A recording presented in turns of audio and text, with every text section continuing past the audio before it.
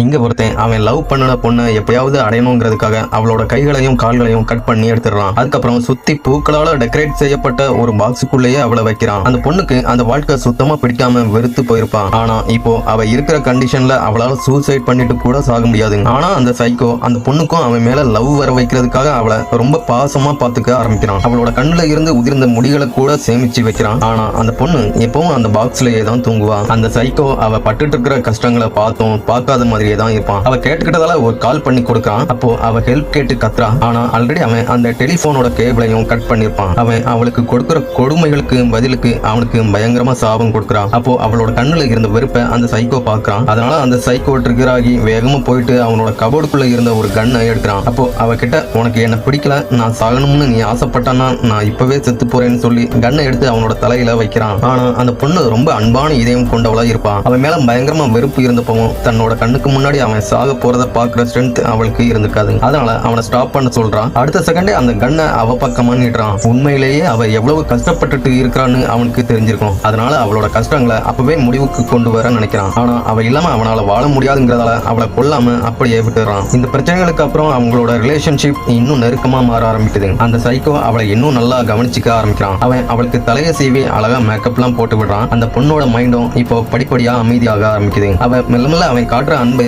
ஏத்துக்க ஆரம்பிக்கிறான். ஆனா நாள் முழுக்க அந்த வீட்டுக்குள்ளேயே முடங்கி கிடக்கிறது அவளுக்கு பயங்கரமா போர் அடிக்க ஆரம்பிக்குது. அதனால அவன் அந்த பொண்ணு கிட்ட ஒரு ஐடியா சொல்றான். சப்போஸ் அவளுக்கு ஒரு குழந்தை பிறந்தா ஃபியூச்சர்ல அந்த குழந்தை அவளை பார்த்துக்கும். அதனால உனக்கு போர் அடிக்காதுன்னு சொல்றான். அவளும் அந்த ஐடியாவை அக்செப்ட் பண்ணிக்கிறான். அதுக்காக அவங்க ப்ரிப்பேர் ஆன டைம்ல சடனா அந்த பொண்ணோட ஃப்ரெண்டு அங்க வர்றான். அப்போ அந்த பொண்ணோட கண்டிஷனை பார்த்து அவன் பயங்கர கோபமாகி அந்த சைக்கோவை போட்டு பொழந்து எடுக்க ஆரம்பிக்கிறான். அந்த சைக்கோ அந்த பொண்ணை நல்லா பிரெயின் வாஷ் பண்ணி வச்சிருந்ததால அந்த பொண்ணு அவளோட ஃப்ரெண்டு கிட்ட அவனை அடிக்க வேண்டாம்னு தடுக்க ட்ரை பண்றான். கடைசியில ஸ்ட்ராங்கா ஒரு பஞ்சு கொடுத்து அந்த சைக்கோவை மயக்கம் அடைய வச்சிடறான். அந்த சைக்கோ மயக்கம் தெளிஞ்சு பார்க்கும்போது அவன் ஒரு ஹாஸ்பிட்டல்ல இருக்கிறத பாக்குறான். அப்பவும் அவன் ரொம்பவும் நேசிச்ச அந்த பொண்ணை நம்ம கிட்ட இருந்து பிரிச்சிருவாங்களோன்னு ரொம்ப பயப்படுறான். இதனால திரும்பவும் அவளை யாருக்குமே தெரியாத இடத்துக்கு தூக்கிட்டு போக முடிவு பண்றான்.